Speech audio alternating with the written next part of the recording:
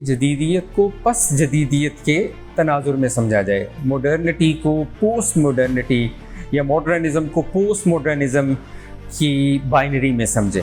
انسان کی پیدائش سے پہلے ہی، اس کائنات کی پیدائش سے پہلے وہ یہ کہتے ہیں کہ ایک حکمت کار فرما تھی، اور وہ جو حکمت خالدہ ہے وہ انسان کی فطرت کے اندر بھی، اس کائنات میں بھی وہ کار فرما ہے، اور اسی طرح انسان کی نیچر میں وہ مدامی حکمت ودیت کر دی گئی ہے۔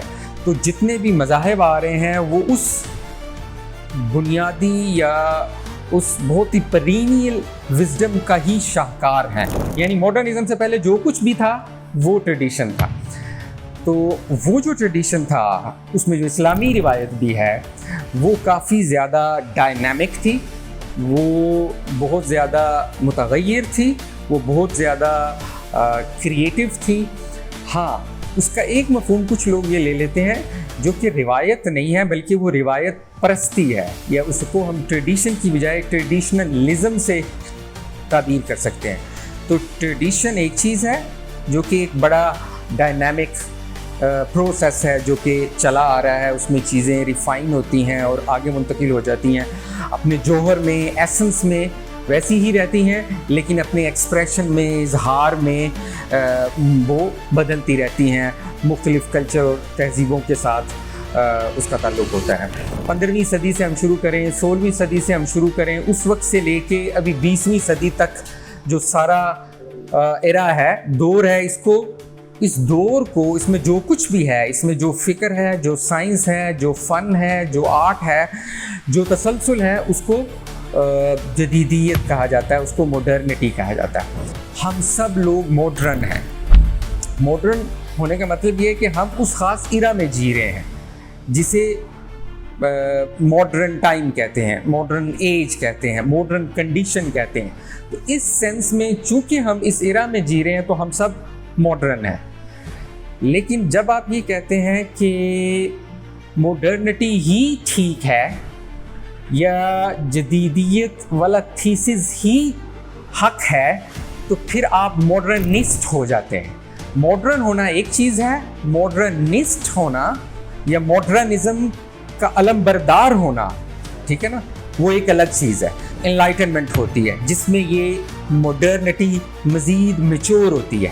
ماڈرنٹی کا ایک آغاز ہوا ہے، پھر اس کے کچھ پرنسپل بنے ہیں، کچھ اس کے آبجیکٹیوز یا ایمز طے ہوئے ہیں، ان کو لے کے چلا ہے، تو پھر آگے انلائٹنمنٹ آتی ہے۔ 18ویں صدی میں کانٹ آتا ہے، واٹ از انلائٹنمنٹ، اور اس طرح کے رومانٹسزم آتا ہے، روسو، والٹیر، اس طرح کے جو تھنکر ہیں وہ بھی ریزن کو، اس کی سپریمیسی کو اور آبجیکٹیوٹی کو، ان سب چیزوں کو پروموٹ کرتے ہیں۔ فوکویاما نے آ کے کہا کہ ہاں بس ختم ہو گیا، اب تاریخ ختم ہو گئی، اینڈ آف ہسٹری ہو گئی، لبرل ڈیموکریسی ہی انسان کی خواہش تھی، انسان پہنچ گیا ہے اینڈ پہ، اور اب کسی چیز کی ضرورت نہیں ہے۔ یہ والا تھیسس آ جاتا ہے اور جنگیں ہو جاتی ہیں۔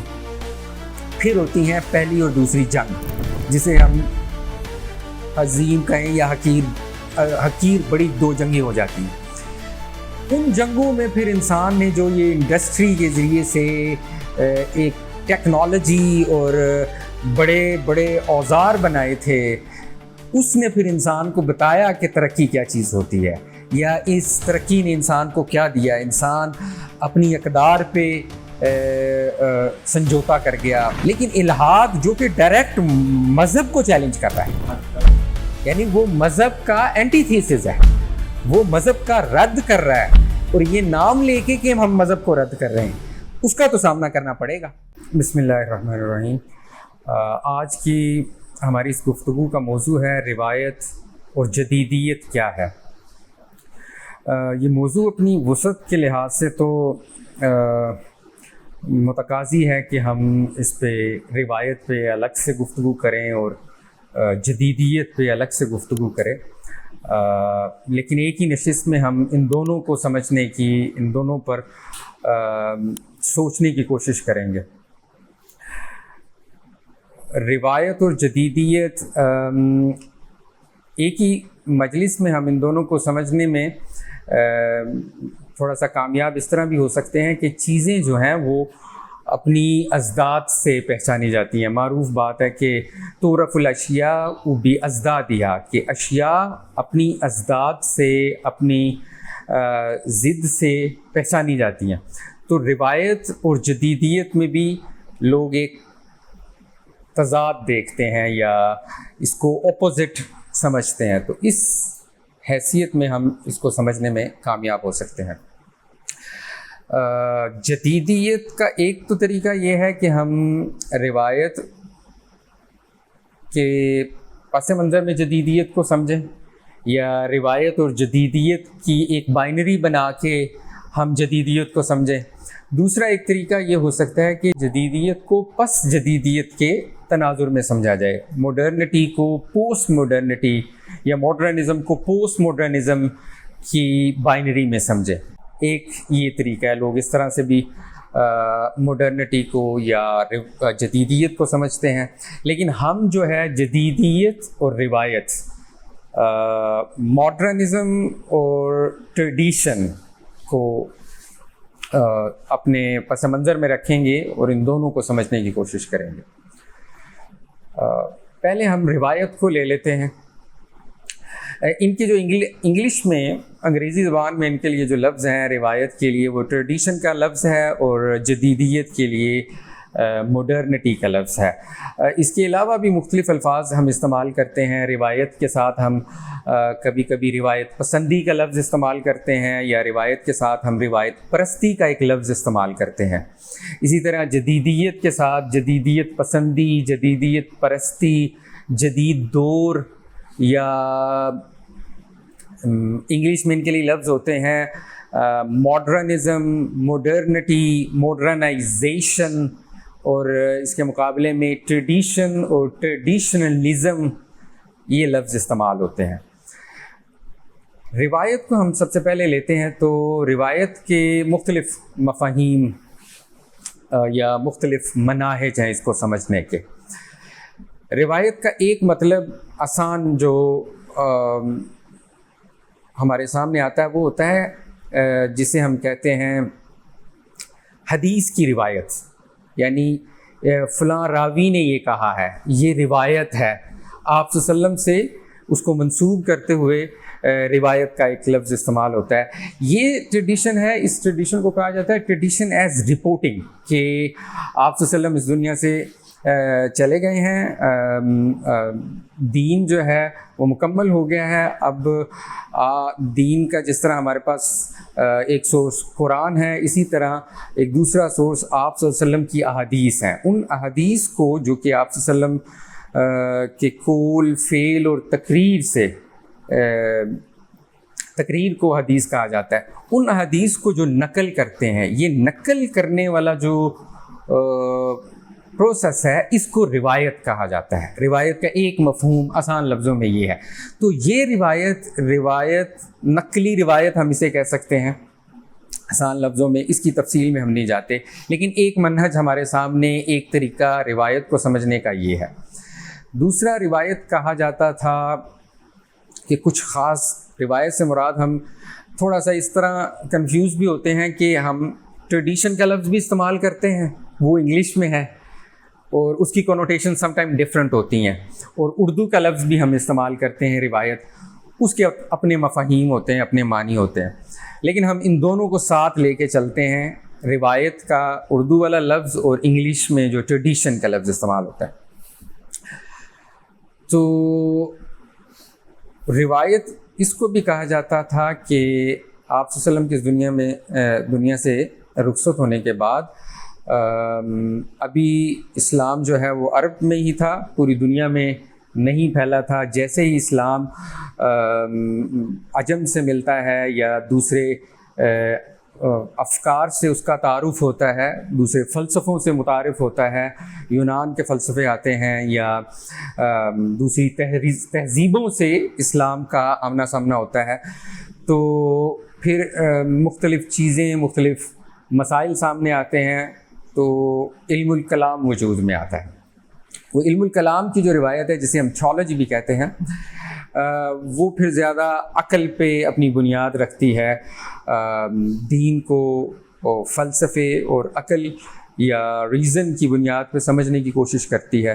تو کچھ لوگ وہ اس علم الکلام کی روایت کو یا علم الکلام کے طریقے کو یا تھیولوجی کو ٹھیک نہیں سمجھتے۔ وہ یہ کہتے ہیں کہ یہ بدعت ہے، یہ دین کے اندر انوویشن ہے، یہ دین کے اندر ایک نئی چیز ہے، اور جو آپ صلی اللہ علیہ وسلم نے جس چیز کا حکم نہیں دیا یا دین میں جو چیز مینشن نہیں ہے وہ چیز جائز نہیں ہے۔ تو کچھ لوگ اس بنیاد پہ کہ یہ چونکہ ایک نیا طریقہ، نیا منہج آ رہا ہے اسلام میں، انہوں نے اس کی بڑی سخت مخالفت کی اور یہ کہا کہ یہ دین کے اندر ایک بدعت پیدا ہو رہی ہے۔ تو ان لوگوں کو بھی روایت پرست کہا جاتا ہے۔ وہ یہ کہتے تھے کہ دین ہمارا ایک خاص ٹریڈیشن ہے، ہم اس ٹریڈیشن کو ایز اٹ از لے کے چلنا ہے، ہم اس میں کوئی چیز اپنی طرف سے ایڈ نہیں کر سکتے اور کسی چیز کو ہم ریشنلائز نہیں کرنا چاہیے ہمیں، بلکہ جو کچھ آپ صلی اللہ علیہ وسلم نے اور جو دین ہمیں مل گیا ہے ہمیں اسی کو پریزرو کرنا چاہیے، اسی ٹریڈیشن کو، اور اس کو ایز اٹ از آگے منتقل کرنا چاہیے۔ تو اس کو ہم کہہ سکتے ہیں کہ یہ ویسے یہ لوگ اپنے آپ کو اہل سنت کہتے تھے، ان کو اہل حدیث بھی کہا جاتا ہے، یا ڈاگمٹزم بھی ہم کہہ سکتے ہیں کہ جو ایک خاص فکر یا یہ کہہ لیں کہ ٹریڈیشن کی ایک خاص تعبیر کو لے کے اسی پر اصرار کرتے تھے کہ ہمیں صرف اسی پر کاربند رہنا چاہیے، اس میں مزید عقل کا استعمال نہیں کرنا چاہیے۔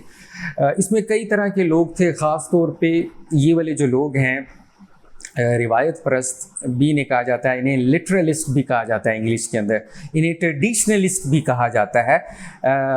اس دور میں یہ خاص ٹریڈیشن کو پریزرو کرنے والے لوگ تھے، اور فقہ عام طور پہ جو اس وقت حنبلی فقہ سے متعلق لوگ تھے وہ ان سے متاثر ہوتے تھے۔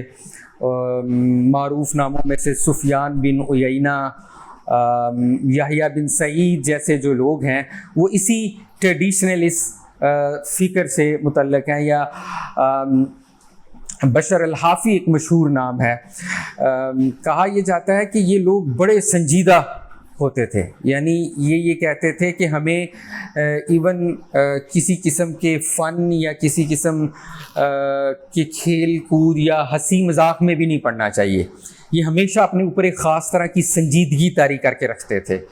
ایون بشر الحافی کے بارے میں آتا ہے کہ اس نے ہنسنا اس لیے بند کر دیا تھا، اسے لگتا تھا کہ کہیں ایسا نہ ہو کہ میں ہنس رہا ہوں اور مجھے موت آ جائے، یعنی میں ہنستے ہوئے مر جاؤں۔ تو یہ اتنے زیادہ سنجیدگی پسند تھے کہ ہر وقت اپنے اوپر ایک خاص طرح کی سنجیدگی طاری رکھتے تھے، اور یہ کسی بھی فکر کو، کسی بھی تھوٹ کو ہمیشہ غیر متعلق سمجھتے تھے کہ انسان کو کوئی چیزیں سوچنی نہیں چاہیے، جیسے انسان سوچتا ہے، عقل کو استعمال کرتا ہے تو وہ گمراہ ہو سکتا ہے۔ تو یہ اتنے زیادہ ٹریڈیشنلسٹ تھے، یا اتنے زیادہ اس روایت کو بند کرنے کے لیے کار فرما تھے کہ وہ سوچنے، بلکہ وہ اس کی پریکٹس کرتے تھے کہ ہم سوچیں نہ، یعنی ہمیں ایسا نہ ہو کہ کوئی غلط خیال آ جائے۔ تو اس وجہ سے جو لوگ بھی اسلام میں یا اسلامی عقائد میں کچھ سوچنے کی بات کرتے تھے، ریزن کی بات کرتے تھے، تھیولوجی کرتے تھے، علم الکلام ڈیولپ کر رہے تھے، تو یہ ان کی مخالفت کرتے۔ تو روایت کا ایک مفہوم یہ ہے، روایت پرست ان کو کہا جاتا ہے۔ روایت کا ایک دوسرا مفہوم یہ ہے کہ روایت سے مراد، ٹریڈیشن سے مراد پرینیلسٹ وزڈم ہے، ایک خاص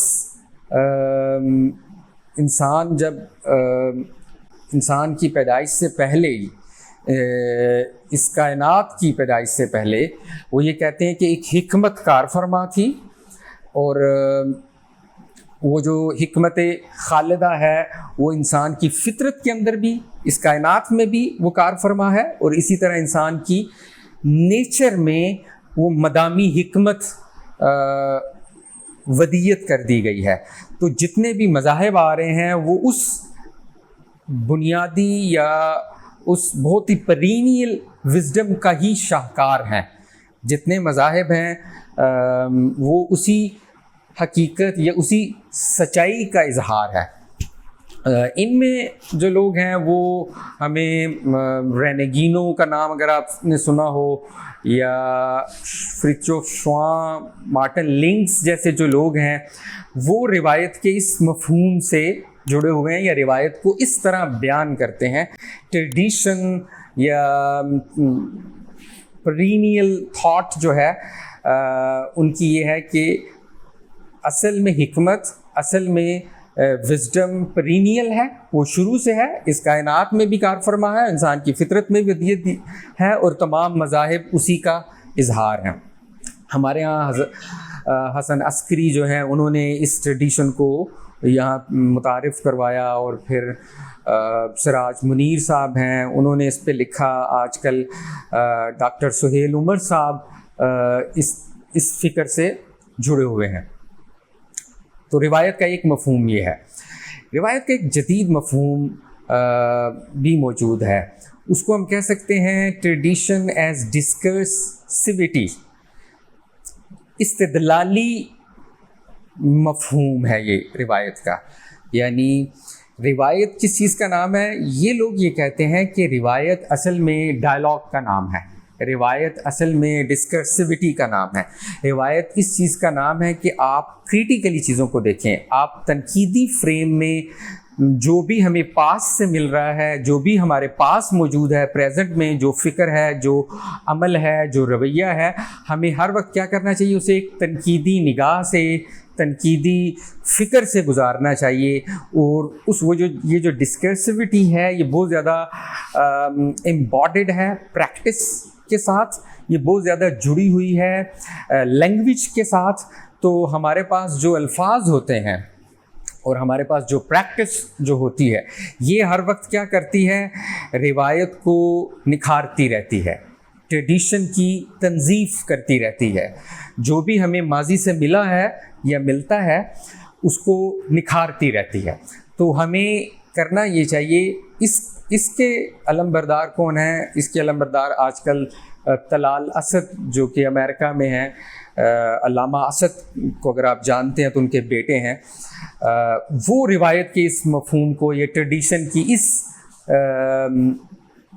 ایکسپلینیشن کو پروموٹ کرتے ہیں. اس کے قائل ہیں کہ ہمیں ٹریڈیشن کا مطلب یہ نہیں ہے کہ آپ جو چیز ماضی سے مل رہی ہے اس کو ایز اٹ از لیں، اس کو ایز اٹ از آگے منتقل کریں، بلکہ ہم ہر وقت ایک خاص کریٹیکل لینس سے چیزوں کو دیکھتے ہیں اور اس سے گزارتے ہوئے، فلٹر کرتے ہوئے ہم اس سے فائدہ حاصل کرتے ہیں اور آگے منتقل کرتے چلے جاتے ہیں. تو روایت کے یہ 4 مناہج جو ہیں، یہ 4 مختلف مفاہیم ہم نے دیکھے ہیں جو جس سے ہم روایت کو سمجھ سکتے ہیں. جنرلی ہم دیکھیں تو روایت سے عام طور پہ ہمارے ذہن میں آتا ہے کوئی پرانا خیال، کوئی فرسودہ عمل، یا یہ کہہ لیں پژمردگی، یا کوئی پرانی چیز جو کہ بیکار ہو چکی ہے، جو کہ غیر متعلق ہو چکی ہے. روایت سنتے ہی یہ ٹریڈیشنل، ہم جب یہ کہتے ہیں یا یہ ٹریڈیشنل تھاٹ ہے، یہ ٹریڈیشنل وے آف تھنکنگ ہے، یا یہ ایک ٹریڈیشنل چیز ہے، تو اس سے فوراً یہ ذہن میں آتا ہے. جبکہ ایسا نہیں ہے. ہمیں ٹریڈیشن میں اور ٹریڈیشنلزم میں ایک فرق کرنا چاہیے. روایت میں اور روایت پرستی میں ہمیں فرق کرنا چاہیے. ٹریڈیشن جو ہوتا ہے وہ ڈائنامک ہوتا ہے، وہ کریٹیو ہوتا ہے، وہ انٹرپریٹیو ہوتا ہے. یعنی جو کچھ ہمیں مل رہا ہوتا ہے وہ ہماری روایت میں بھی ایسا ہے. یعنی پوری اسلامی روایت کو ہم سامنے رکھ رہے ہیں. ویسے ایک روایت کا وسیع مفہوم ہے جو کہ ہم پرینیل اس تھاٹ میں بھی دیکھا ہے. ماڈرنٹی کے مقابلے میں جو بھی پری ماڈرن ہے اس کو روایت کہہ دیا جاتا ہے. تو وہ جتنے بھی کلچرز ہیں، جتنی بھی تہذیبیں ہیں، تمام تہذیبوں میں، تمام ثقافتوں میں، تمام جو بھی تمدن ہیں ان میں ہمیشہ سے جو طریقہ چلا آ رہا ہے اس کو ٹریڈیشن سے تعبیر کیا جاتا ہے، اور ماڈرنزم کو جدیدیت سے. یعنی ماڈرنزم سے پہلے جو کچھ بھی تھا وہ ٹریڈیشن تھا. تو وہ جو ٹریڈیشن تھا اس میں جو اسلامی روایت بھی ہے وہ کافی زیادہ ڈائنامک تھی، وہ بہت زیادہ متغیر تھی، وہ بہت زیادہ کریٹیو تھی. ہاں، اس کا ایک مفہوم کچھ لوگ یہ لے لیتے ہیں جو کہ روایت نہیں ہے بلکہ وہ روایت پرستی ہے، یا اس کو ہم ٹریڈیشن کی بجائے ٹریڈیشنلزم سے تعبیر کر سکتے ہیں۔ تو ٹریڈیشن ایک چیز ہے جو کہ ایک بڑا ڈائنامک پروسیس ہے جو کہ چلا آ رہا ہے، اس میں چیزیں ریفائن ہوتی ہیں اور آگے منتقل ہو جاتی ہیں، اپنے جوہر میں، ایسنس میں ویسی ہی رہتی ہیں، لیکن اپنے ایکسپریشن میں، اظہار میں وہ بدلتی رہتی ہیں، مختلف کلچر اور تہذیبوں کے ساتھ اس کا تعلق ہوتا ہے۔ تو یہ ہمیں ایک ٹریڈیشن اور ٹریڈیشنلزم میں فرق کرنا چاہیے، اور یہ 4 طریقے ہم نے اس کے دیکھے ہیں۔ اب ہم آتے ہیں جدیدیت پہ۔ جدیدیت کسے کہتے ہیں یا ماڈرنٹی کسے کہتے ہیں؟ ماڈرنٹی، ماڈرنزم، ماڈرنائزیشن، یہ زیادہ لفظ ہم سنتے ہیں انگلش میں۔ ماڈرنٹی کہتے ہیں جو ایک خاص دور ہے، یعنی جب یہ جدیدیت آئی ہے وہ 15ویں صدی سے ہم شروع کریں، 16ویں صدی سے ہم شروع کریں، اس وقت سے لے کے ابھی 20ویں صدی تک جو سارا ایرا ہے، دور ہے، اس دور کو، اس میں جو کچھ بھی ہے، اس میں جو فکر ہے، جو سائنس ہے، جو فن ہے، جو آرٹ ہے، جو تسلسل ہے، اس کو جدیدیت کہا جاتا ہے، اس کو ماڈرنٹی کہا جاتا ہے۔ ماڈرنزم کسے کہتے ہیں؟ ماڈرنزم کا مطلب ہے کہ ایک خاص فکر کو آپ ٹھیک سمجھنے لگتے ہیں، یا ایک خاص فکر پر آپ اصرار کرتے ہیں، تو تب وہ چیز ایک تھیسس ایسا بن جاتا ہے جس کے آپ دائی بنتے ہیں، تو وہ چیز ماڈرنزم بن جاتی ہے۔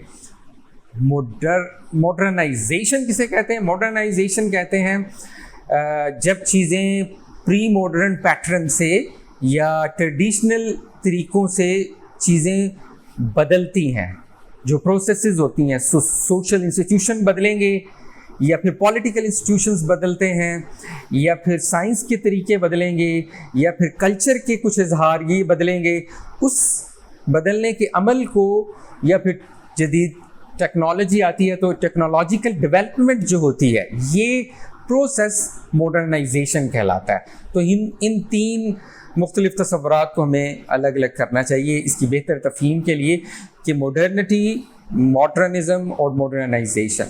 ایک سینس میں ہم سب لوگ ماڈرن ہیں۔ ماڈرن ہونے کا مطلب یہ ہے کہ ہم اس خاص ایرا میں جی رہے ہیں جسے ماڈرن ٹائم کہتے ہیں، ماڈرن ایج کہتے ہیں، ماڈرن کنڈیشن کہتے ہیں۔ تو اس سینس میں چونکہ ہم اس ایرا میں جی رہے ہیں تو ہم سب ماڈرن ہیں۔ لیکن جب آپ یہ کہتے ہیں کہ ماڈرنٹی ہی ٹھیک ہے یا جدیدیت والا تھیسس ہی حق ہے، تو پھر آپ ماڈرنسٹ ہو جاتے ہیں۔ ماڈرن ہونا ایک چیز ہے، ماڈرنسٹ ہونا یا ماڈرنزم کا علم بردار ہونا، ٹھیک ہے نا، وہ ایک الگ چیز ہے۔ تو ہم سب ایک سینس میں ماڈرن ہیں کہ ہم اس دور میں جی رہے ہیں، ٹھیک، لیکن یہ ضروری نہیں کہ جو بھی ماڈرن دور میں ہے وہ ماڈرنسٹ بھی ہو، وہ اس ماڈرنٹی والے تھیسس کو کا قائل ہو، یہ سمجھے کہ یہی واحد گڈ ہے اور یہی واحد رائٹ اور حق ہے، تو پھر اس کا وہ پرچار کرے۔ تو ہم ماڈرن ہیں لیکن ضروری نہیں کہ ہم سب لوگ ماڈرنسٹ بھی ہوں۔ اب ہم جدیدیت کو سمجھنے کے لیے اس کا تھوڑا سا ہسٹوریکل انالیسس کرتے ہیں۔ جدیدیت کو کہاں سے شروع کر سکتے ہیں؟ یعنی وہ کون سی چیز ہے جس کو لے کر ہم یہ کہیں کہ یہاں سے جدیدیت شروع ہوئی ہے؟ اس کو مختلف جو تھنکر ہیں، فلاسفر ہیں، ہسٹورینز ہیں، وہ اس کو مختلف طرح سے ٹریس کرتے ہیں۔ کچھ لوگ یہ کہتے ہیں کہ جو پری ماڈرن ٹائم تھا، پری ماڈرن ٹائم سے سارا پری ماڈرن ٹائم ہم مراد لے رہے ہیں، یعنی جو بھی جدیدیت سے پہلے تہذیبیں تھیں، کلچر تھے۔ کچھ لوگ اس کو بھی محدود کرتے ہیں کہ پری ماڈرن کا مطلب صرف میڈیول ٹائم ہے، اینشینٹ ٹائم نہیں ہے، یعنی کلاسیکل قدیم وقت پری ماڈرن نہیں ہے، وہ کلاسیکل ہے، وہ اینشینٹ ہے۔ جو ڈارک ایج ہے یا جسے میڈیول ایج کہا جاتا ہے، قرون وسطیٰ کہا جاتا ہے، ازمنہ وسطیٰ کہا جاتا ہے، اس میں اور جدید دور میں ایک فرق کیا جاتا ہے۔ لیکن جو بھی آپ اس کی تشریح لیں یا جس بھی تھیسس کو آپ لیں، جدیدیت ایک خاص حد فاصل ہمیں قائم کرنی پڑے گی اس کو سمجھنے کے لیے کہ اس سے پہلے روایت ہے، روایتی انداز فکر تھا، اور اس کے بعد جدیدیت ہے، یہ جدید انداز فکر شروع ہوا ہے۔ وہ کون سا پوائنٹ ہے؟ وہ فلسفے میں اگر ہم دیکھیں تو ڈیکارٹ کو کہا یہ جاتا ہے کہ ڈیکارٹ پہلا فلسفی ہے جس نے فلسفے کی بنیاد جس چیز پر رکھی اس سے جدیدیت پھوٹتی ہے۔ اس نے کہا کہ I think therefore I am, مشہور ہے اس کا کوگیٹو ارگو سم، کہ اندیشم پس ہستم، کہ میں سوچتا ہوں اس لیے میں ہوں۔ تو یہ جو سوچ پہ، شک پہ، یا پھر وہ شک جو ہے دراصل تھنکنگ پروسیس ہے، وہ اصل میں ریزن اور انسان کی ایک خاص کوگنیٹو فیکلٹی ہے جس پہ اس نے فلسفے کی اپنی نظام کی، جو کہ فلسفیانہ نظام ہے، اس کی بنیاد رکھی۔ تو اس سے کیا ہوتا ہے؟ اس سے انسان کو ایک اٹانومی ملتی ہے، انسان کی فکر کو، ریزن کو، سیلف کو، انڈیویجول کوگنیٹو فیکلٹی کو ایک اٹانومی ملتی ہے۔ تو وہاں سے جدیدیت کا آغاز ہوا ہے فلسفے میں۔ اسی طرح سائنس میں لوگ یہ کہتے ہیں کہ پہلے یہ تھا کہ ارسطوٹیلین فریم ورک چلا آ رہا تھا، اس میں ٹالمک سسٹم تھا جو کہ اسی ارسطاطالیسی ورلڈ ویو میں، اسی فریم میں فٹ بیٹھتا تھا۔ کوپرنیکس نے آ کے ایک جدید سائنسی نظام دیا جس میں ایک ریولوشن آتا ہے، اور اس میں زمین کی بجائے سورج کو مرکزیت حاصل ہوتی ہے۔ یہ زمین مرکزیت سے سورج مرکزیت کا ایک شفٹ تھا، یا اسے یہ کہا جاتا ہے کہ یہ ارسطاطیلی نظام سے ایک نئے نظام کا سفر تھا جس میں ورڈ سینٹرک یہ نہیں تھا، بلکہ یہ کہہ لیں کہ سورج کی مرکزیت پہ ہیلیو سینٹرک اسے کہا جاتا ہے۔ اس نظام میں یہ تھا کہ اس نے پریویس جو سائنٹیفک پورا سٹرکچر تھا اسی کو بدل دیا، اسی کو توڑ دیا، اور پھر گلیلیو نے آ کے اس کو ٹیلیسکوپ سے اس کو ثابت کیا کہ جو پریویس سسٹم چل رہا تھا اس میں یہ نقائص ہیں، اس میں جو ہیونز اور امیوٹیبلٹی والے جو تصورات تھے جو ارسطوٹیلین فریم ورک پہ فٹ بیٹھتے تھے، وہ اس میں انہوں نے ٹوٹتے ہوئے دکھائے کہ ایسا نہیں ہے۔ اور پھر دوسرا یہ ایک پوائنٹ ہے، یا یہ نقطۂ آغاز ہے، یہ حد فاصل ہے جو ہم قائم کر سکتے ہیں ٹریڈیشن میں اور جدید۔ ایک یہ ہے کہ جیسے ہی جو طریقہ استدلال ہے، سائنٹیفک ریولوشن آتا ہے، یا سائنٹیفک میتھڈ جو ہے اس نے اصل میں ایک ریولوشن پیدا کیا۔ وہ سائنٹیفک میتھڈ کیا ہے؟ وہ انڈکٹیو طریقے کا متعارف ہونا تھا۔ فرانسس بیکن نے یہ کام کیا کہ اس نے انڈکٹیو ریزننگ والا جو میتھڈ تھا یہ متعارف کروایا۔ وہ بھی کس پہ بیس کر رہا تھا؟ انسان کی ذات پہ، انسان کے مشاہدے پہ، انسان کی جو آبزرویشن ہے اس پہ، اس کی ریزن پہ۔ تو یہاں پہ بھی انسان کو، سیلف کو، ریزن کو ایک آٹونومی ملی، تو یہاں سے جدیدیت کا آغاز ہوا۔ اسی طرح کچھ لوگ آرٹ میں وہ کہتے ہیں جیسے ہی ڈاونچی آیا ہے اس نے جو آرٹ متعارف کروایا ہے وہ ٹریڈیشنل، وہاں سے جدیدیت کا آغاز ہوا ہے کہ جو پہلا آرٹ تھا وہ اور طرح سے تھا۔ اس نے مٹیریل آرٹ میں خاص طرح کی لائف دکھائی ہے، اور ایک خاص طرح کی کریٹیوٹی اور ڈائنامزم اس نے دکھایا ہے۔ یہاں سے جدیدیت کا آغاز ہوا ہے۔ تو یہ ہم نے مختلف آغاز دیکھے کہ جدیدیت کو ہم اس پوائنٹ سے سمجھ سکتے ہیں کہ اس کے بعد والا دور جدیدیت کا۔ اب جیسے ہی جدیدیت شروع ہو جاتی ہے تو پھر اس کے اپنے کچھ پرنسپلز بنتے ہیں، اس کے اپنے کچھ اصول بنتے ہیں، اس کی اپنی کچھ اقدار وجود میں آتے ہیں، ان کو بھی ہم تھوڑا سا دیکھ لیتے ہیں۔ ان میں سے ایک بڑی چیز، ایک بڑا فیچر جو ہے جس کو ہم جدیدیت سے ڈیفائن کر سکتے ہیں وہ ہے سپریمیسی آف ریزن.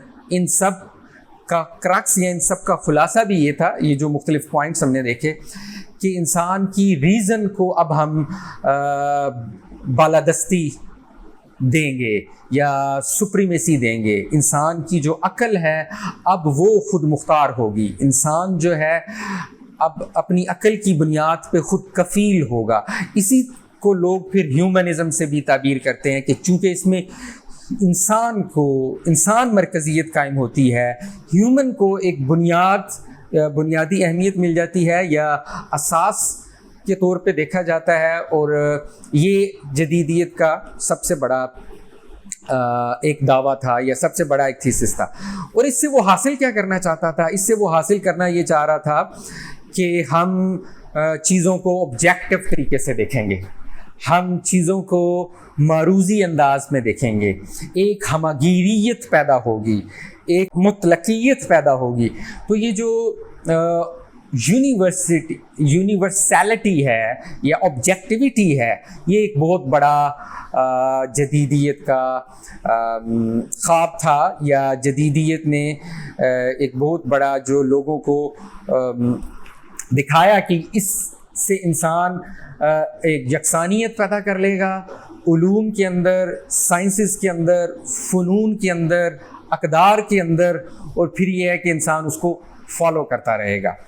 اور پھر یہ ہوتا ہے کہ انسان اس کو ریزن کو سپریمیسی دے دیتا ہے, اس آبجیکٹیویٹی یا یونیورسیلٹی کے پیچھے لگ جاتا ہے, اور پھر یہ ہوتا ہے انلائٹنمنٹ ہوتی ہے, جس میں یہ ماڈرنٹی مزید میچور ہوتی ہے.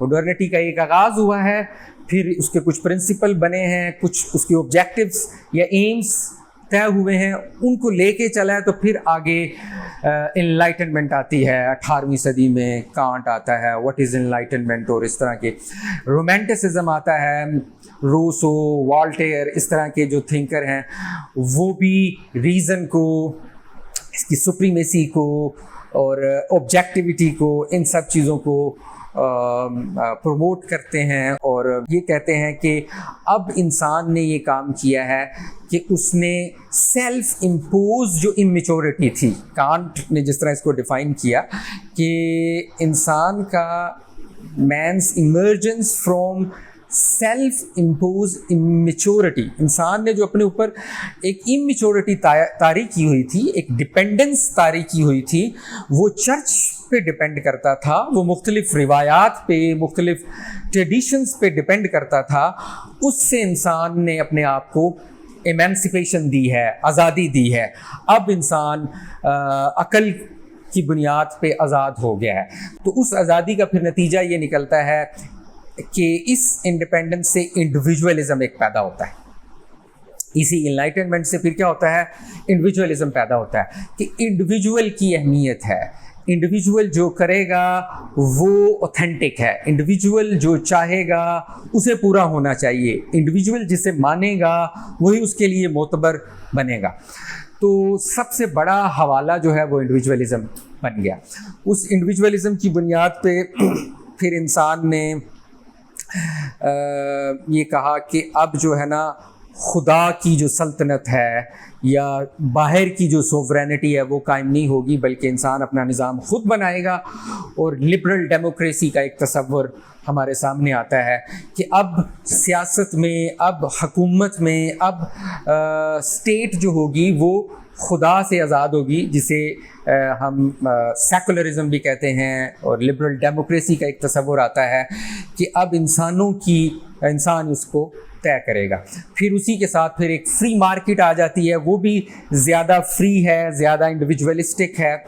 اور پھر اسی طرح سائنس میں میکینیکل سائنس آ جاتی ہے, فلسفے میں ریشنلزم آ جاتا ہے, امپیریسزم آتا ہے. پھر اس کے بعد آرٹ میں خاص طرح کی ماڈرنزم آ جاتا ہے, ماڈرن فارمز آتی ہیں اس کی. اور اقدار میں, لاء میں یہ ہوتا ہے کہ پہلے تو نیچرلسٹک لاء چل رہا تھا, جدیدیت کے بعد یہ ہوا کہ ایک نیا ٹرینڈ یہ آیا کہ اب لیگل پازیٹیوزم ہوگا، یعنی قانون کے اندر بھی انہوں نے ایک خاص طرح کی جدیدیت کی وجہ سے ایک خاص طرح کا بدلاؤ یہ آیا کہ اب قانون میں اخلاقیات نہیں دیکھی جائیں گی. لیگیلٹی نے موریلٹی کو ریپلیس کیا کہ جو بھی لیگل چیزیں ہوں گی یا لیگل لیجسلیشن ہے اس میں ہم یہ نہیں دیکھیں گے کہ ایتھکس کیا ہوتی ہے یا نارمیٹیوٹی کیا چیز ہوتی ہے یا قدر کیا چیز ہوتی ہے، اس میں چیزیں ایک دوسرے فریم میں ڈیفائن ہوں گی جو کہ ایتھکس سے آزاد ہوگا. تو لیگیلٹی جو ہے وہ موریلٹی کو ریپلیس کرنے لگی اس جدیدیت میں. یہ سب ہوا تو اس کے بعد پھر انڈسٹریلائزیشن ہو گئی. ایک بڑا فروٹ پھر اس ماڈرنٹی کا یا اس جدیدیت کا جو سامنے آتا ہے وہ انڈسٹریلائزیشن کی صورت میں ایک بڑا نتیجہ سامنے آتا ہے کہ انسان نے سپریمیسی دی ریزن کو، اور اس نے فلسفے ڈیولپ کیے، اس نے سائنس میں اچھے میتھڈ متعارف کروائے، اور اس نے قانون کو بھی بہتر کر لیا، اور اس نے سیاسی نظام کو بھی بہتر کر لیا. اور ان سب کے بعد اب کیا ہوتا ہے کہ اب انڈسٹریلائزیشن ہوتی ہے، اور اس نے اس صنعتی انقلاب کے ذریعے سے انسان کو ایک بہت بڑی سہولت دی، اس کو آسائش فراہم کر دی. وہ جو محنتیں کرتا تھا، لمبے لمبے سفر کرتا تھا گھوڑوں پہ، اونٹوں پہ، اس نے یہ جو ٹرانسپورٹیشن کے آلات ہیں، ذرائع آمد و رفت جو ہیں بہت بہتر کر لیے، اور ایگریکلچر میں بہت ساری ڈیولپمنٹ ہو گئی. انسان اتنی محنت کرتا تھا اور کارخانے بن گئے، تو مشین آ گئی، انڈسٹری بن گئی.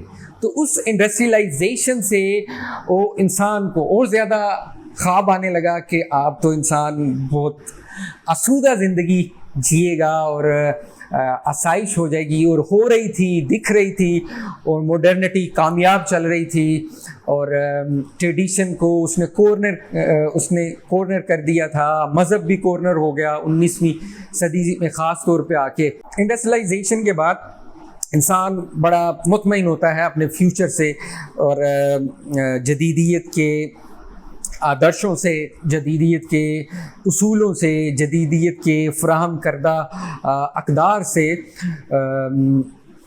اور پھر وہ یہ کہتا ہے کہ ہاں بس اب مکمل ہو گئی ہے انسان کا جو ارتقاء ہے.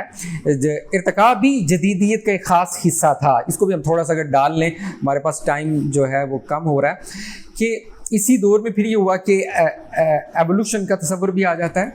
ارتقاء کی خاص طرح کی تشریح ماڈرن نیچرل سائنسز سے وہ پھر سوشل سائنسز کی طرف بھی آتی ہیں، کہ سوشل سائنسز میں بھی یہی ڈارونزم آیا. سوشل ڈارونزم جسے کہتے ہیں، کہ پھر یہ تصور پرویل کیا کہ ہاں جو مغرب ہے، یہ جو سفید چمڑی والا انسان ہے، سفید فارم انسان ہے، یہ جو ہے یہ برتر ہے اخلاقیات میں، اقدار میں، کلچر میں، اور یہ ایک ارتقاء پذیر انسان ہے. اور پھر اسی سے ایک کلونیلزم کا تصور پیدا ہوتا ہے. پھر ہم ان تفصیل میں نہیں جاتے کہ پھر یہ امپیریلزم ہوتا ہے، پھر کالونیز بنتی ہیں، اور پھر انسان کو یہی خواب ساتھ ساتھ دکھایا جا رہا ہے. انڈسٹری بن گئی ہے، چھاپا خانہ آ گیا ہے، ٹرین آ گئی ہے، اور وہی ذرائع آمد و رفت بہت بڑھ گئے ہیں، تو اس سے کالونیز بن جاتی ہیں. ان کالونیز میں آ کے بھی یہی والا تھیسس انفورس کیا جا رہا ہے، جدیدیت والا. اور وہاں کے جو تصورات ہیں وہ ان جو کم جدید ہیں یا غیر تہذیب یافتہ لوگ ہیں، ان کو تہذیب سکھانے کے لیے، ان کو تعلیم دینے کے لیے، ان کو ارتقاء کے اس پوائنٹ پہ لانے کے لیے، ان کو جدیدیت سے ہم آہنگ کرنے کے لیے وہاں کے خیالات جو ہے وہ کالونیز میں آئے. وہ فرانس ادھر لے کے گیا، افریقہ میں، مڈل ایسٹ میں آئے، انڈیا میں آئے، سب جگہوں پہ آئے. اور پھر یہ کہ انسان پورا خواب دیکھ رہا تھا، تو فوکویاما نے آ کے کہا کہ ہاں بس ختم ہو گیا، اب تاریخ ختم ہو گئی، اینڈ آف ہسٹری ہو گئی. لبرل ڈیموکریسی ہی انسان کی خواہش تھی، انسان پہنچ گیا ہے اینڈ پہ، اور اب کسی چیز کی ضرورت نہیں ہے. یہ والا تھیسس آ جاتا ہے، اور جنگیں ہو جاتی ہیں. پھر ہوتی ہیں پہلی اور دوسری جنگ، جسے ہم عظیم کہیں یا حقیر بڑی دو جنگیں ہو جاتی ہیں. ان جنگوں میں پھر انسان نے جو یہ انڈسٹری کے ذریعے سے ایک ٹیکنالوجی اور بڑے بڑے اوزار بنائے تھے، اس نے پھر انسان کو بتایا کہ ترقی کیا چیز ہوتی ہے، یا اس ترقی نے انسان کو کیا دیا۔ انسان اپنی اقدار پہ سمجھوتا کر گیا اور انسان نے اپنے آپ کو مار لیا۔ جتنا بڑا کچھ تو خون کا بازار گرم ہوا، وہ ہم سب اس کی تاریخ سے واقف ہیں۔ اور پھر اس کے بعد ایگزسٹینشلزم آتا ہے، اور پھر لوگوں کے اندر دوسرے فلسفے ڈیولپ ہوتے ہیں کہ نہیں، یہ جو ترقی کے ہمیں خواب دکھائے گئے تھے، یہ جو ہمیں جدیدیت نے رستہ دکھایا تھا، وہ رستہ ٹھیک نہیں ہے۔ اس نے مشینیں تو بنائی ہیں، لیکن انسان جو ہے وہ ٹوٹ گیا ہے، انسان جو ہے حصے بکروں میں آ گیا ہے، اور انسان ایک بس کیپٹلزم کے ہاتھوں ایک کنزیومر پروڈکٹ بن گیا ہے۔ وہ چیزوں کو کنزیوم کرتا ہے، وہ ایک صارف کی حیثیت اختیار کر گیا ہے، باقی اقدار پیچھے چلی گئی ہیں۔ تو پھر اس کے خلاف ماڈرنزم کے خلاف ریوولٹ ہوتا ہے، پھر post modern condition, post modern thoughts آتی ہیں، اور وہ پھر اس پہ تنقید کرتی ہیں۔ اور اب یہ ہے کہ ہم پوسٹ ماڈرن ٹائم میں کچھ لوگ اس تھیسس کو چیلنج بھی کرتے ہیں۔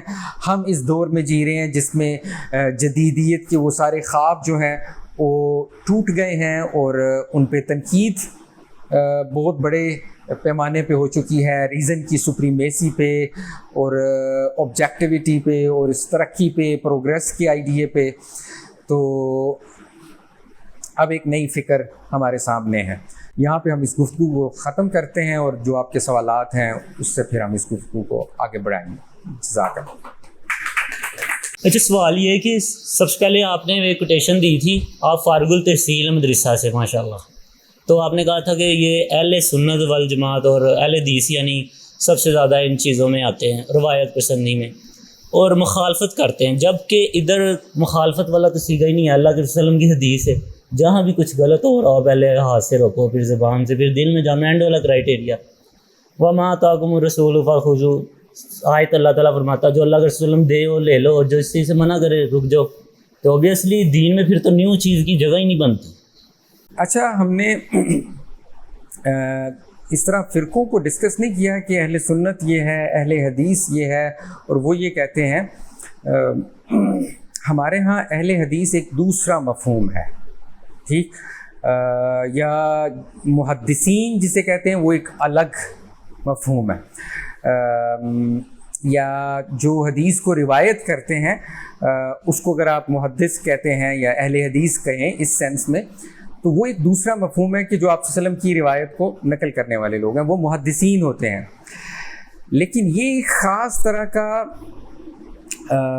یہ کہہ لیں کہ مکتب تھا جو اب دنیا میں نہیں ایگزسٹ کرتا، جس کو اس وقت اہل حدیث کہا جاتا تھا، اس سینس میں کہ وہ ایک ٹریڈیشن کو اس پہ اصرار کرتے تھے، ٹھیک ہے، کہ ہم سوچ ہی نہیں سکتے، ٹھیک۔ ایک اہل حدیث ہے جو آج کے دور میں ہمارے اس بر صغیر میں ایک خاص طرح کا مکتب ہے، یہ بالکل ان سے الگ ہے، یہ بھی حدیث پہ اصرار کرتے ہیں، یہ بھی حدیث پہ یہ کہتے ہیں کہ ہمیں حدیث کو فالو کرنا چاہیے، اہل سنت بھی کہتے ہیں حدیث کو فالو کرنا چاہیے۔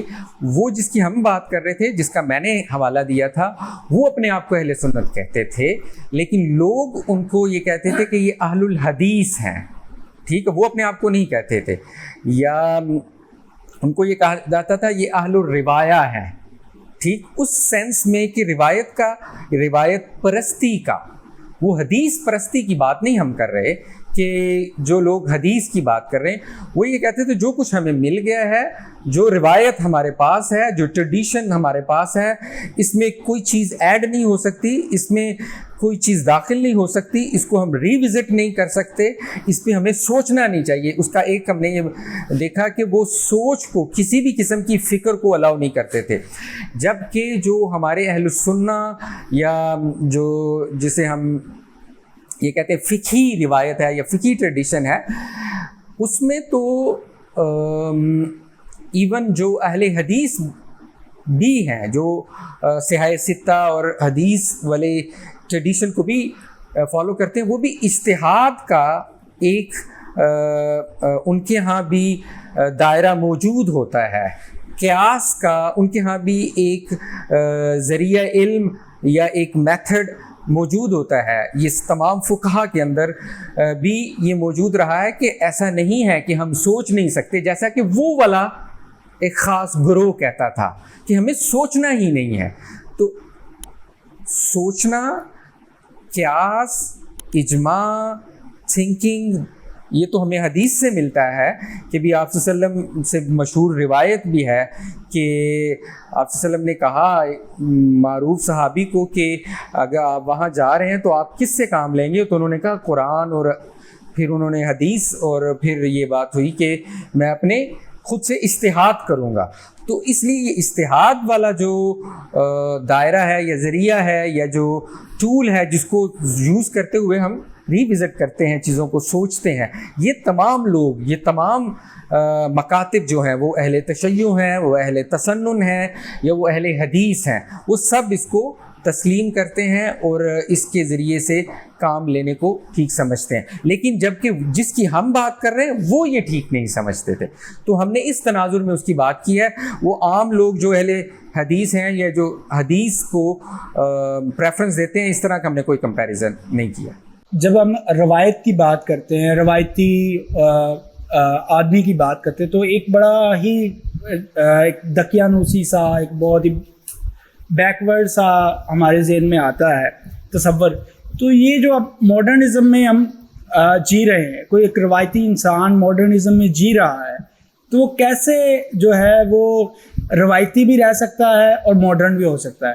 یہ کیسے ممکن ہے؟ روایتی انسان اور جدید انسان. اچھا، جدید انسان کی ایک سینس وہی ہے جس کو ہم یہ کہہ رہے تھے کہ ہم چونکہ ایک جدید دور میں جی رہے ہیں اس لیے ہم جدید ہیں. ٹھیک ہے، اس سینس میں تو ہم جدید انسان ہی ہیں، سب لوگ ماڈرن ہیومن بینگ ہی ہیں. لیکن یہ ہے کہ اس نے ہمیں خاص طرح کے کچھ اقدار یا پرنسپلز دیے ہیں جدیدیت میں. تو اگر ہم ان پرنسپلز کو ترجیح دے دیتے ہیں ان اصولوں پر جو ہمیں روایت سے ملے ہیں، تو پھر ہم جدیدیت پسند انسان بنیں گے. تو یہ ممکن ہے کہ آپ اپنی وضع میں، یہ ممکن ہے کہ آپ اپنے ماحول میں ایک جدید انسان ہو، لیکن آپ اپنے افکار میں، آپ اپنی فکر میں، آپ اپنے اصولوں میں روایتی انسان ہو. وہ اصول کیا ہیں؟ ہم اتنی ڈیٹیل سے چونکہ نہیں دیکھ سکے چیزوں کو، تو وہ اصولوں میں سے ایک روایتی پرنسپل میں یہ ایک چیز ہے کہ جو روایتی انسان ہے وہ ایک الٹیمیٹ ریالٹی سے جڑا ہوتا ہے. وہ ایک خدا سے، یا وہ اسپرچولی اس دنیا میں رہتے ہوئے بھی اس کا ایک کنیکشن ہوتا ہے اعلیٰ ہستی سے، برتر ہستی سے، خدا سے. تو اس پرنسپل کو قائم رکھا جاتا ہے. پھر اسلامی روایت میں توحید ایک پرنسپل ہے کہ ہم توحید پر قائم رہتے ہوئے اس جدید دور میں ٹیکنالوجی کو اپناتے ہوئے بھی ہم توحید کے یا اسلام کے بنیادی اصولوں کو، بنیادی اقدار کو قائم رکھتے ہوئے، جو ایک روایتی انسان تھا وہ اس پوری دنیا کو، جدیدیت کو ایک سیکرڈنس کے پرسپیکٹو سے بھی دیکھتا تھا. انچینٹڈ ورڈ تھی جو قدیم دنیا تھی. تو جدید دنیا بہت زیادہ سیکولرائزڈ ہے. سیکولرائز کا مطلب یہ ہے کہ یہ اس الٹیمیٹ حوالے کو، روحانیت کو یا انچینٹمنٹ کو اس نے ڈی سیکولرائز کر دیا ہے اس دنیا میں. تو اس دنیا میں رہتے ہوئے ہم وہ روایتی جو پرنسپلز ہیں اس کو اپنا سکتے ہیں اور تہذیبیں قائم کر سکتے ہیں. ایسا ہی کیا جو ہمیں پہلے تہذیبیں نظر آتی ہیں اس میں بھی ایسا ہے. اسلام تو ایک صحرا اور عرب کے سادہ سے ماحول میں اس کی بنیاد ہمیں لگتا ہے کہ وہ بالکل سادہ سا، جہاں آپ صلی اللہ علیہ وسلم نے آ کے یہ دین مکمل کیا، وہ بہت سادہ تھا. لیکن اس سادگی میں یا اس میں کچھ اصول موجود تھے. جیسے اسلام دنیا میں دوسرے بر اعظموں میں, دوسری تہذیبوں میں پھیلا, تو اسلام نے کیا کیا, ان کو قبول کیا, ان کے ساتھ ایک آرگینک ریلیشن قائم کیا. وہ تہذیبوں کو اسلام نے متاثر کیا اور ان کو قبول بھی کیا. یعنی آپ دنیا کے ساتھ کس طرح کا تعلق قائم کریں گے, اس میں ایک تو یہ ہے کہ آپ مکمل سرنڈر کر دیں, پیسو کنڈیشن میں چلے جائیں, اور ایکٹیو جو ہے وہ دوسرے اصول آ جائیں. دوسرا یہ کہ آپ اصولی طور پہ ایکٹیو ہوں, اور معروف اصول ہے خذ ما صفا ودع ما قدر, کہ آپ جو چیز بہتر ہے دوسری تہذیبوں میں, دوسرے کلچرز میں, ان بہتر چیزوں کو جو مطابقت رکھتے ہیں. یہ اسلام کی اس روایت کے اصول ہیں کچھ, کہ کس طرح ہم چیزوں کو لیں گے, تطبیق کیسے پیدا کی جائے گی یا توفیق کیسے پیدا کی جائے گی اس جدید دور کے ساتھ بھی, اور پہلے بھی جب اسلام دوسری تہذیبوں میں گیا, دوسرے کلچرز میں گیا, تو ان کے ساتھ جو اسلام نے انٹریکشن کیا, اپنے اصولوں پہ قائم رہتے ہوئے چیزوں کو قبول بھی کیا اور پھر ان کو ڈیولپ بھی کیا. تو آج بھی ہم ایسا ہی کر سکتے ہیں اور ایسا ہی کرنا چاہیے. اقبال نے جو کہا ہے کہ اسلام کی تشکیل جدیدہ کے بارے میں, یہ کوئی اس طرح کا ہی مسئلہ ہے کہ روایت کو موجودہ زمانے میں کیسے مذہب جو ہے وہ گائیڈ کر سکتا ہے. یعنی ہمیں اقبال نے کیا کہا ہے, اور کون لوگ جو ہیں اسلام پہ اس طرح کا کام کر رہے ہیں ہمارے موجودہ دور. اقبال کا جو تھیسز ہے اس کے لیے تو ہمیں الگ سے ایک پوری نشست چاہیے ہوگی کہ وہ کیا ہے, لیکن یہ کہ مختصر یہ کہ علامہ اقبال جو ہیں وہ یہ کہتے ہیں کہ اسلام, وہ ایک مختلف تھیسز دیتے ہیں, وہ یہ کہتے ہیں کہ اسلام اٹ سیلف ایک جدید ثقافت ہے. انہوں نے یہ کہا ہے, ان کے جو ریکنسٹرکشن جس کا آپ حوالہ دے رہے ہیں اس کا جو 5واں خطبہ ہے, اس خطبے میں انہوں نے یہ کہا ہے کہ اسلام کی ثقافت کی جو روح ہے وہ روح اصل میں جدیدیت ہے. وہ روح اس چیز کا نام ہے کہ اسلام ایک جدید ثقافت کے طور پہ نمودار ہوا تھا. اسلام, انہوں نے اس میں وہ لفظ استعمال کرتے ہیں, ان کا یہ کہنا ہے کہ اسلام اصل میں استقرائی عقل کا نام ہے. اسلام سے ہی اصل میں یہ انڈکشن شروع ہوئی ہے. یہ جو پھر وہ حوالے دیتے ہیں, یہ فرانسس بیکن یہ اسکندریہ میں پڑھتا رہا ہے, ادھر مسلمانوں کی وہ یونیورسٹیز میں, اور وہاں پہ یہی والا پرنسپل تھا. اور وہ یہ کہتے ہیں چھٹے والے خطبے میں پھر کہ آپ صلی اللہ علیہ وسلم جو ہے نا, آپ صلی اللہ علیہ وسلم سے ہی جدیدیت کا آغاز ہوا ہے, کہ آپ صلی اللہ علیہ وسلم ایک حساب سے جو وہی والا سلسلہ تھا وہ ختم ہوتا ہے, خاتمیت ہوئی ہے اس پہ, اور وہی کے خاتمے کے ساتھ جدید دور کا آغاز ہوا ہے. تو ان کے نزدیک جدیدیت جس طرح ہم نے سمجھا ہے یہ 16ویں صدی کا قصہ نہیں ہے, بلکہ یہ 7ویں صدی کا قصہ ہے جب اسلام آیا. تو وہ تو پورے اسلام کو ہی اس طرح دیکھتے ہیں. اور پھر وہ یہ کہتے ہیں کہ یہ روایت جو کہ اسلام کو جدید بناتی ہے اور ہمیں یہ والی طریقے دیتی ہے جس سے ہم انسان جو ہے وہ پرانی جو جسے ہم کہتے ہیں پولیتھیزم اور مشرکانہ روایات تھی اس سے نکل کے ایک توحید کا علمبردار تھا اسلام. تو یہ ایک نئے دور میں انسان کو داخل کر رہا ہے. وہ دور جو ہے اس میں استقرائی عقل اسلام متعارف کرواتا ہے. تو اس سینس میں اسلام ایک جدید ہے. وہ یہ کہتے ہیں کہ یہ روایت اب ماند پڑ گئی ہے, ہمیں اسی روایت کو ریکنسٹرکٹ کرنا چاہیے. یہ علماء نے کئی دوسرے لوگوں نے اس کو دھندلا دیا ہے, تو لہٰذا ہمیں ریکنسٹرکٹ کرنا چاہیے. اس کے بعد پھر علامہ وحید الدین صاحب وہ بھی اس طرح کی بات کرتے ہیں کہ اسلام جو ہے وہ دراصل اسی نے ہی یہ راہ ہموار کی جو ہمیں سائنس کی ترقی نظر آتی ہے, کیونکہ اسلام نے یہ کہا کہ آپ یہ سورج, چاند, ستارے, زمینوں, آسمانوں کو مسخر کریں. تو اس سے پہلے یہ تھا کہ اینمزم تھا, لوگ ان کو پوجتے تھے اور ان کا تقدس تھا. اس تقدس کی وجہ سے لوگ ان کے بارے میں سوچ نہیں پاتے تھے, اس کائنات کے بارے میں, سورج کے بارے میں, درختوں کے بارے میں سوچ نہیں, چونکہ یہ مقدس تھے تو اس مقدس کے بارے میں سوچ نہیں پاتے تھے, تو لہٰذا اس کو ڈسکور ہی نہیں کر پاتے تھے. تو اسلام نے آ کے یہ کہا کہ ان کے بارے میں سوچیں, تفکر کریں, تعقل سے کام لیں, تدبر سے کام لیں, تو اس سے پھر یہ ایک نئی تہذیب پیدا ہوئی. تو کون سے لوگ آج کل اس طرح کام کر رہے ہیں؟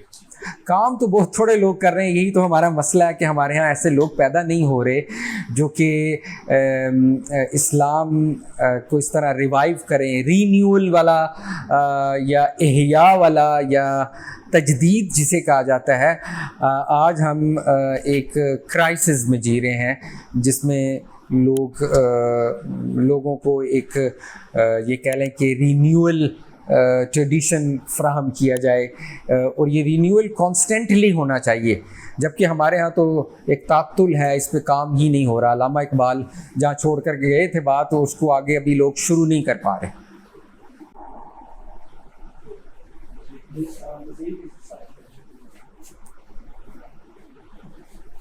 عثمان بھائی ایک چھوٹا سا سوال ہے کہ آپ نے ابھی کہا کہ انسان نے اپنے اخلاقی اقدار کا کمپرومائز کر لیا جدید دور کی آڑ میں, جیسا کہ آپ نے 2 جنگوں کا اور ان کی سنگینیوں کا ذکر کیا, اس پر آپ مزید تھوڑی سی روشنی ڈال سکتے ہیں؟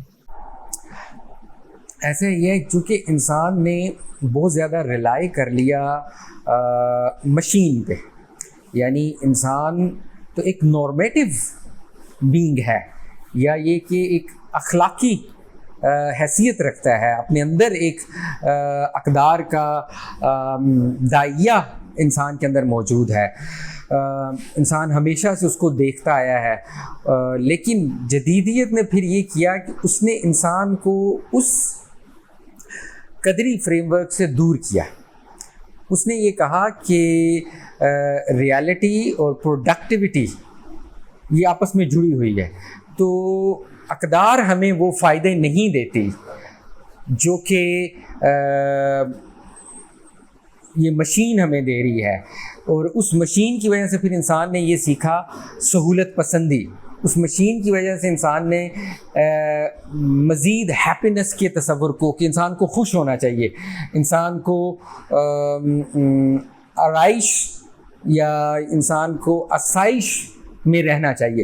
اور اسی وجہ سے جو اخلاقی تصورات بھی پھر جدیدیت نے ڈیولپ کیے, وہ پھر اسی طرح کے ہمارے سامنے آتے ہیں. ہیڈونزم, جس میں یہ بینتھم اور اسٹوارٹ مل جیسے لوگ ہیں, وہ یہ کہتے ہیں کہ گڈ یعنی اچھائی کسے کہیں گے, یہ تصورات ہی بدل گئے. انہوں نے کہا کہ گڈ ہم اس چیز کو کہیں گے, یا خیر وہ چیز ہوگی جو کہ انسان کو خوشی دیتی ہے, جو کہ انسان کو ہیپی کرتی ہے. Maximization of happiness is good, یا minimization of pain is good, کہ جتنا آپ اپنی خوشی کو بڑھائیں گے, جتنی آپ کو یہ آپ کی پلیئر بڑھے گی, ٹھیک, تو پلیئر انسان کو مشینیں دینے لگ پڑی, تو انسان نے پھر اپنی اس جس سے وہ تسکین پاتا تھا, اقدار کا وہ نظام جس میں وہ بامانی طور پہ جیتا تھا, اس سے وہ نکل کے مشینوں کی دنیا میں وہ غرق ہو گیا, اور ٹیکنالوجی جو ہے وہ اس کو اوور کم کر گئی, اور اس ٹیکنالوجی نے پھر انسان کی یہ کہہ لیں کہ اخلاقی حیثیت کو کافی زیادہ ڈیمیج کیا, اور انسان اتنا زیادہ اس میں ہوا کہ اس نے اپنے اوپر یا اخلاقیات کے اوپر غور کرنا بہت کم کر دیا. اس کی بجائے جو خارجی دنیا ہے, یا جو مادی دنیا ہے, یا جو مٹیریل ورلڈ ہے, یہ مرکز میں آ گئی. یا اخلاقیات کا تعلق اسپرٹ سے ہے, اس کا تعلق سول سے ہے, اس کا تعلق انر سے ہے, ٹھیک. جب کہ جدیدیت نے ہمیں اس انر سے نکال کے اس نے ہمیں آؤٹر ورلڈ کے ساتھ باندھا, تو آؤٹر ورلڈ میں ہم پھر خوشی ڈھونڈنے لگ پڑے. تو اس وجہ سے پھر ہم انسان نے اس کا نتیجہ بھگتا بھی, اور اب مزید انسان اے آئی اور اس طرح کی چیزوں میں جا رہا ہے. یہ کس طرح کے نتائج پیدا کرے گا, یہ ہمیں اس کا انتظار کرنا ہوگا اس کے نتائج کو دیکھنے کے لیے. اچھا عثمان صاحب, یہ جیسے ہم نے کہا کہ جدیدیت نے انسان کو انفرادیت پسند بنا دیا ہے, تو انسان سے جو تعلق ٹوٹ گیا ہے, اس کو قائم رکھنے کے لیے, اس کو دوبارہ جوڑنے کے لیے ہمیں کن عوامل کی طرف اور کون سے پریکاشن لینی چاہیے؟ اچھا، اس کے لیے یہ پہلا جو سجاد کا جواب تھا اس کا بھی یہ تھا کہ جو ہماری روایت میں یا ہمارے ٹریڈیشن میں جو بنیادی اقدار ہیں، ٹھیک، ان اقدار کو ہم جتنا زیادہ پریویل کریں گے یا ان اقدار پر ہم جتنے زیادہ کاربند ہوں گے، اتنا زیادہ ہم جدیدیت کی اچھی چیزیں بھی ہیں. ہم نے دیکھا کہ ٹیکنالوجی اور کچھ چیزوں کو ہم انجوائے کر رہے ہیں اور ان سے ہم بینیفٹ بھی لے رہے ہیں. ہم اس کو علی الاطلاق رد نہیں کر رہے، بلکہ وہی والا پرنسپل جو ہماری روایت میں ہمیشہ سے استعمال ہوتا ہے کہ وہ خذ ما صفا و دع ما قدر کے اصول پر جو چیز ہماری بنیادی اقدار کے ساتھ مطابقت رکھتی ہے اس کو ہم لیں گے اور جو نہیں رکھتی اس کو ہم چھوڑیں گے. تو آج کے دور میں بھی ہمیں ایسا ہی کرنا چاہیے کہ ہمیں اپنے مذہب سے، مذہبی اقدار سے، مذہبی اخلاقیات سے جڑنا چاہیے اور روایتی پرنسپلز کو ان ایسنس ہمیں اپنی لائف میں اس کو رکھنا چاہیے. یعنی یوں کہہ لیں کہ ہم فکری طور پر اگر خدا سے جڑے رہیں یا فکری طور پر ہم اپنی روایت سے جڑے رہیں تو عملی طور پہ وہ فکر ہمیں ضرور کوئی نہ کوئی رستہ دکھاتی ہے. جیسے ہی ہمارا فکری رابطہ ٹوٹتا ہے اور ویسے ہی ہم عملی طور پہ بھی پھر اس سے ہٹ جاتے ہیں اور پھر اس میں پھنس جاتے ہیں. تو ہمیں اپنی فکر کو، ہمیں اپنے اخلاقی نظام کو اور اخلاقی روایات کو ہمیشہ اس پہ کاربند رہنا چاہیے. وہ لوگ جو یہ سوچتے تھے کہ سوچنا نہیں ہے، تو ایسے بہت سارے لوگ ہمارے آج کے ماحول میں تو ایسے لوگوں کو جو سوچتے ہیں کہ سوچنا نہیں تو وہ سوچ تو رہے ہیں. ہاں، تو ان کو پازیٹیو ڈائریکشن دینے کے لیے کیا کرنا چاہیے؟ ہاں، دیکھیں بڑی اچھی بات کی آپ نے کہ وہ سوچ رہے ہیں کہ وہ سوچتے نہیں ہیں. اچھا، یہی بات اس وقت وہ صرف معتزلہ پر تنقید نہیں کر رہے تھے، وہ اشاعرہ پر بھی تنقید کرتے تھے. امام اشعری جو ہیں انہوں نے اپنی کتاب، ان کا رسالہ ہے الرسالہ فی استحسان خوض فی الکلام، اس میں انہوں نے یہی اسی طرح کی دلیل دی. انہوں نے کہا کہ یہ لوگ جو اعتراض کرتے ہیں کہ علم الکلام نہیں کرنا چاہیے اور ہمیں ہر وہ چیز جس کے بارے میں اسلام کچھ نہیں کہتا اس کے بارے میں بات نہیں کرنی چاہیے، تو اسلام میں یہ بھی تو نہیں لکھا ہوا کہ آپ علم الکلام پہ تنقید کریں. تو یہ تو اپنے ہی اصول کہ ہمیں بدعت نہیں کرنی چاہیے، ہمیں وہ بات ایجاد نہیں کرنی چاہیے جو کہ نہیں لکھی ہو، تو یہ وہی بات کر رہے ہیں خود بھی. تو انہوں نے بھی یہی ان کے اوپر کہ یہ سیلف کنٹراڈکٹری تھاٹ ہے. تو آج بھی ایسا ہے کہ بہت سارے لوگ ہیں جو یہی سوچتے ہیں کہ بس ہمیں سوچ سے کام نہیں لینا چاہیے، اور لیکن وہ سوچ سے ہی کام لے رہے ہوتے ہیں. اور دوسری طرف یہ ہے کہ وہ پھر اپنا دائرہ بند کرتے ہیں، اس بند دائرے کے اندر پھر گھٹن پیدا ہوتی ہے. پھر ہمیں لگتا ہے کہ روایت جو ہے وہ فرسودگی کا نام ہے، پھر ہمیں لگتا ہے کہ روایت پشمردگی کا نام ہے، پھر ہمیں لگتا ہے کہ روایت کسی جامد چیز کا نام ہے، کسی اسٹیٹک چیز کا نام ہے، کہ جبکہ ایسا نہیں ہے. روایت تو ہمیں جدیدیت سکھاتی ہے. جدیدیت اس معنی میں کہ وہ رینیول کے لیے ہمیشہ ہمیں تازگی دیتی ہے، پرنسپل دیتی ہے جس سے ہم چیزوں کو تازگی فراہم کرتے رہتے ہیں. سوال یہ ہے کہ جدیدیت کا جو ہے نا وہ غلبہ ہے. جدیدیت اس حد تک پہنچ چکی ہے کہ اس نے الحاد کے دور کو برپا کر دیا. تو مذہب کیا اپنی روایتوں کو، اپنے اصولوں کو لے کر اگر اس کو موجودہ زمانے میں جو کہ کہا جاتا ہے کہ یہ قیامت تک کے لیے رہنمائی ہے، تو جدید انسان کے لیے یہ جو کام آپ کہہ رہے ہیں کہ علماء پیدا نہیں ہو رہے، اگر وہ کام نہ ہو گیا تو کیا مذہب موجودہ زمانے میں آگے بڑھ سکے گا؟ یا وہ لوگ پیدا نہ ہوئے جنہوں نے جدید اعتراضات جو مذہب پہ کیے جا رہے ہیں، جو الحاد کے دور نے اب عام کر دیے ہیں، ہر گھر تک پہنچ چکے ہیں، اس کا جواب دینے والے لوگ اگر روایت نے پیدا نہ کیے تو مستقبل کیا دیکھیں؟ مستقبل اس کا تاریخ ہی دیکھا جائے گا.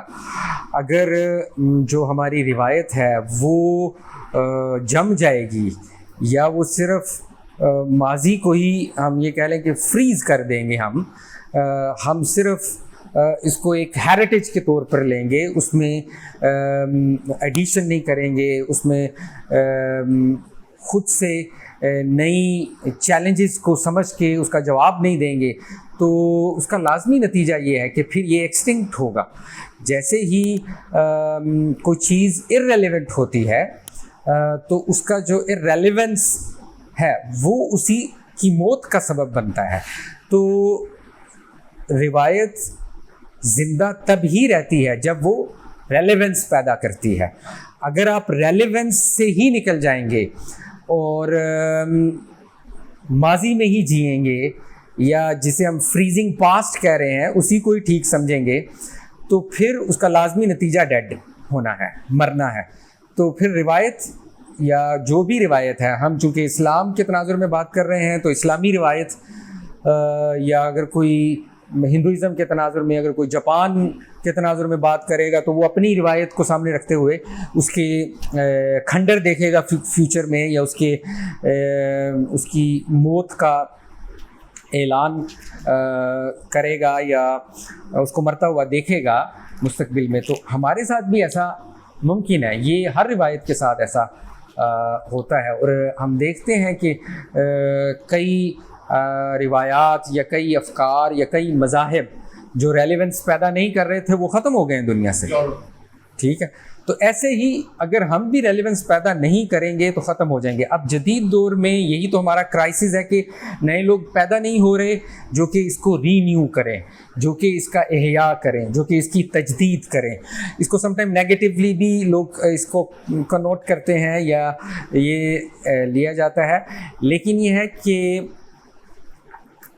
اس کو کم از کم اس معنی میں ہمیں یہ سمجھنا چاہیے, اگر آپ پریویس تھاٹ سے ہٹ کے بھی اس کو اگر آپ رینیو نہیں بھی کرنا چاہتے, لیکن ہمیں کم از کم یہ کرنا ہوگا کہ جدید دور کے جو چیلنجز ہیں ان کا سامنا ہمیں کرنا ہوگا. اگر ہم سامنا نہیں کریں گے تو وہ ہمیں روند کے آگے جائے گا. اور وہ سامنا کرنے کا طریقہ کیا ہے؟ وہ سامنا کرنے کا طریقہ یہ ہے کہ ہم, جس طرح آپ نے کہا کہ الحاد کے دور میں اب ہم جی رہے ہیں, اگر ہم ایتھیزم کا فہم نہیں رکھیں گے, یا ایتھیزم کیا چیز ہے اس کی ہمیں انڈرسٹینڈنگ نہیں ہوگی, سائنس کیا بات کر رہی ہے, فلسفہ کیا بات کر رہا ہے آج کی 21ویں صدی میں, کہاں پہنچ گیا ہے. ہمیں تو مسئلہ یہ کہ ہماری جو فکر, روایتی فکر میں جو لوگ وابستہ ہیں وہ جدیدیت کو ہی نہیں سمجھتے. دنیا تو اب 16ویں صدی کو ہی نہیں سمجھتے.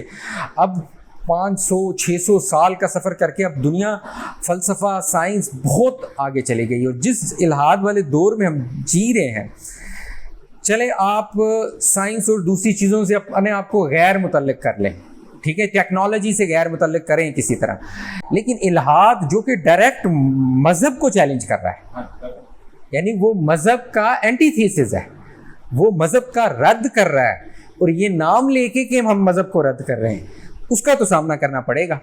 یا دوسری چیزوں تو ہم شتر مرغ کی طرح ہم اسکیپ کریں, آنکھیں ہم پھیر سکتے ہیں, لیکن جب کوئی ڈائریکٹ آپ کے گریبان کو پکڑے گا, یعنی ڈائریکٹ ہی آپ سے ہو گیا ہے, یعنی ایک تو یہ کہ کوئی آپ کو سائڈ پہ کھڑے ہو کے بڑھ کے مار رہا ہے, دوسرا یہ کہ ایک بندے نے آگے آپ کا گریبان پکڑ لیا ہے, تو وہاں پہ تو آپ کو کم از کم کچھ نہ کچھ تو کرنا پڑے گا.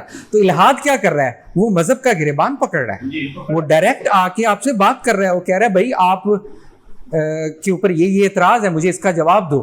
تو اس صورت میں یہ ہمارے لیے ایک کمپلجن, یہ کہہ لیں کہ الارم ہے, اور ہمیں اس سے متنبع ہونا ہوگا, اور اس کا جواب بھی ہمیں دینا ہوگا اسلام کو اور مذہب کو. پوچھنا چاہ رہا ہوں کہ ماڈرنٹی کا بھی تو کوئی نظام اخلاق ہوگا نا, یعنی کہ وہ کوئی نظام اخلاق انسانوں کو دیتی ہے, یا ہر انڈیویجول پہ اس نے چھوڑ دیا کہ اپنا وہ کوئی اخلاقی اقدار خود وضع کرے گا؟ بالکل ہے اس کا اخلاقیات پہ ایسا نہیں ہے کہ اخلاقیات کا کوئی فلسفہ نہیں ہے یا ایتھکس پہ کوئی تھنکنگ نہیں ہے یا کوئی تھیریز ڈیولپ نہیں ہو رہی ہیں، لیکن ایک بڑے پیمانے پہ جس نے رواج پایا ہے اسے کہا جاتا ہے یوٹیلیٹیرینزم، کہ ہم یوٹیلیٹی کو دیکھیں گے، قدر وہ ہوگی یا خیر وہ ہوگا یا اخلاقی طور پہ درست وہ چیز ہے جس کے نتائج درست ہیں، یعنی جو آپ کو یوٹیلیٹی دے گا، کانسیکوینشلسٹ بھی اسے کہا جاتا ہے، جو آپ کو فائدہ دے گا پریگمیٹیکلی، جو آپ کے لیے بہتر ہے، جس کو ہم نے دیکھا کہ وہ بینتھم اور مل وغیرہ وہ یہ کہتے ہیں کہ خیر یا قدر یا اخلاقی طور پہ وہ چیز بہتر ہوتی ہے جو کہ آپ کو خوشی دے، اور خوشی آپ کو وہ ممکن ہے کہ کسی کو تکلیف دے کے خوشی حاصل ہو جائے۔ اس میں پھر کنٹراڈکشنز ہے کہ آپ اس کے لیے کون سا کیلکولس بنائیں گے، وہ بناتے بھی ہیں کہ جس سے آپ کی پلیئر میکسیمائز ہوگی، یہ کیلکولس ہے۔ پھر اس پہ اعتراض ہوتا ہے کہ بھی باڈیلی پلیئر کی آپ بات کر رہے ہیں، باڈیلی تو ممکن ہے کہ ایک شخص کو اگر وہ جسمانی طور پہ مشقت بھی ہے لیکن اس سے خوشی نہیں حاصل ہو رہی، اس کے مقابلے میں اگر وہ روحانی طور پہ کسی ایسی کنڈیشن میں ہے جو اس کو زیادہ خوشی دے سکتی ہے، یعنی اگر آپ مذہب کو فالو کر رہے ہیں تو مذہبی اقدار کو فالو کرتے ہوئے آپ ممکن ہے کہ جسمانی طور پہ تکلیف میں ہوتے ہوئے بھی شکر گزار ہوں، یعنی آپ تکلیف میں ہوتے ہوئے بھی خوش ہوں شکر والی قدر کی بنیاد پہ۔ تو پھر انہوں نے یہ بھی ڈیولپ کیا کہ ہاں ایک باڈیلی پلیئر ہوتی ہے، ایک انٹلیکچوئل پلیئرز ہوتی ہیں، تو یہ ایک پوری بحث ہے، لیکن زیادہ تر وہ پریگمیٹک اور یوٹیلیٹیرین اپروچ جدیدیت نے اس کو زیادہ پروموٹ کیا۔